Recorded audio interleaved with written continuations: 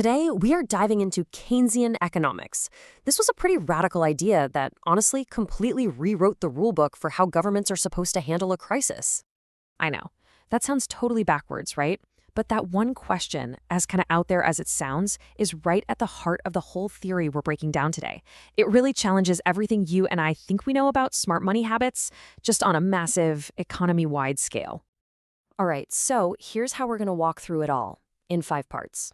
First, we'll look at the world that was stuck, the problem the old way of thinking just couldn't solve.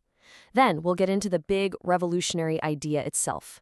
After that, we'll check out the toolkit it gives governments, see how that creates this incredible ripple effect, and finally, we'll touch on the big debate that's still going on today. So I want you to picture the world before, say, the 1930s. The conventional wisdom, the thing everyone believed, was that if the economy hit a rough patch, you just wait. You let it be. The belief was that markets would always fix themselves. But then the Great Depression hit, and, well, they didn't. Economies got stuck in neutral, and for a long time, nobody could really figure out why. A huge piece of this puzzle was something called sticky wages. See, the old theory said that in a recession, wages should naturally fall. That would make it cheaper to hire people, and boom, unemployment solved. But in the real world, wages are, well, they're sticky. They don't just drop on a dime because of things like union contracts, company pay scales, or just plain old human morale. You can't just slash everyone's pay and expect things to go well. And because those wages wouldn't fall, companies just didn't start hiring again. What you got was this huge, persistent output gap. The best way to think about it is like an engine that's only running at half speed. You've got all these capable workers, all these factories just sitting there totally idle. The economy is producing way less than it could be. So the takeaway here is crucial. The old rulebook was broken. This cherished idea that markets would just magically heal themselves and get back to full employment, it just wasn't happening. And that failure, that massive problem, opened the door for a completely new way of thinking. And the person who brought that new thinking to the table was an economist named John Maynard Keynes. He looked out at this global economic paralysis and came up with a totally different diagnosis for what was going on. At the very heart of his theory is this simple, but at the time, revolutionary idea. What really matters isn't how much an economy can produce, it's about how much everyone, people, businesses, government, is actually spending. That total spending, what economists call aggregate demand, that's the real engine of the economy. If people stop spending, the engine just stalls out, and that's when people lose their jobs. I mean, this was a complete 180. The classical view was all about supply, right? Building more stuff, focusing on the long run, and trusting that it would all work out. Keynes just flipped that whole thing on its head. He argued that no, demand drives everything, especially in the short run. The time frame where people actually live and suffer. So Keynes explained that economies get stuck for a few main reasons. First, he said business investment is super volatile. It's driven by what he famously called animal spirits, gut feelings, optimism, pessimism, not just cold, hard logic. Second, and this goes back to our first question, is that what's smart for one person, like saving money, can be totally disastrous if everyone does it at once. And without some kind of outside push, this economic paralysis could just go on and on. Okay, so if the economy can't fix itself, who can? Well, Keynes' answer was pretty bold for its time: the government. See, he didn't just diagnose the illness, he wrote out a very specific prescription to cure it. The plan basically unfolds in 3 steps. First, you use fiscal policy. That's just the government's power to spend and tax as a big lever. Second, when things are bad, you intentionally spend more than you take in taxes. You run a deficit to inject a bunch of cash and purchasing power into the system. And third, you have to be counter-cyclical. That just means you spend big to fight the busts, but then, and this is the important part, you pull back and save during the booms to smooth the whole ride out. Keynes once famously argued that even if the government buried bottles of cash and paid people to dig them up, it would be better than doing nothing. The more common version is digging holes and filling them in. And the logic is actually pretty simple. Those workers, they get paid, and then they go spend that money at the grocery store or the mechanic.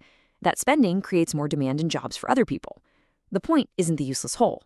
It's the circulation of the money. And this isn't just some abstract theory. We've seen it in action. The New Deal in the United States during the Great Depression was a classic Keynesian move. Building all those dams, bridges, and parks, it put millions of people to work and injected a huge amount of government spending into an economy that was on its knees. It was pretty much exactly what Keynes had prescribed. But the real power of this idea isn't just about that first round of spending. Not at all. It's about what happens next. That government money doesn't just get spent once and then disappear. It actually creates this powerful ripple effect through the whole economy. This is known as the multiplier effect. And the core idea is that every single dollar the government injects into the economy actually creates more than $1 of economic activity. Let's see how that works. So let's just imagine the government decides to spend $1 billion on a new high-speed rail project, okay? That $1 billion goes directly into the pockets of construction companies and their workers. But it doesn't stop there, not even close. Those construction workers, they take their paychecks and they go spend them on groceries, on car repairs, on going out to eat. And then the grocery store owners and the mechanics use that new income to pay their own employees and their suppliers, and so on and so on. That initial $1 billion gets spent over and over again, and its total impact could end up being $1.8 billion, maybe even more. It multiplies. And this right here brings us full circle, back to that crazy question we started with. This is the paradox of thrift. Look, if you're worried about losing your job, the most rational thing in the world for you to do is save your money. But if everybody gets scared and saves their money at the exact same time, total spending in the economy just collapses. Businesses have to lay off more people, and the recession gets even worse. Your very smart, very rational individual decision leads to a totally disastrous outcome for everybody. Of course, this whole theory is not without its critics and its complications. The ideas of John Maynard Keynes have sparked decades of fierce debate, and it all leads to what some people call the Keynesian quandary. Here's the fundamental trade-off. It really boils down to this. The goal is to fight unemployment and stabilize the economy right now. But the risk of all that deficit spending is that you start piling up some serious government debt that sooner or later has to be dealt with. It's a constant, tricky balancing act. And there are some very real-world limits to this stuff. For instance, sometimes central banks can cut interest rates all the way to zero, and it's still not enough to get people spending. You can hit a liquidity trap, where people and businesses are so scared they just hoard cash instead of spending or investing it, no matter how cheap it is to borrow. And of course, hanging over all of it is that big, looming question of the national debt. But look, regardless of all the debates, you really can't deny the impact. Keynesian economics gave us a whole new language for understanding recessions and a powerful, controversial toolkit for fighting them. It absolutely, fundamentally redefined what we think the government's role in the economy should be. And so we are left with the exact same question that policymakers wrestle with during every single economic downturn. Do you spend whatever it takes to stabilize things today, knowing full well that you're going to have to pay the price tomorrow? That is the Keynesian quandary. Thanks for tuning in to this explainer.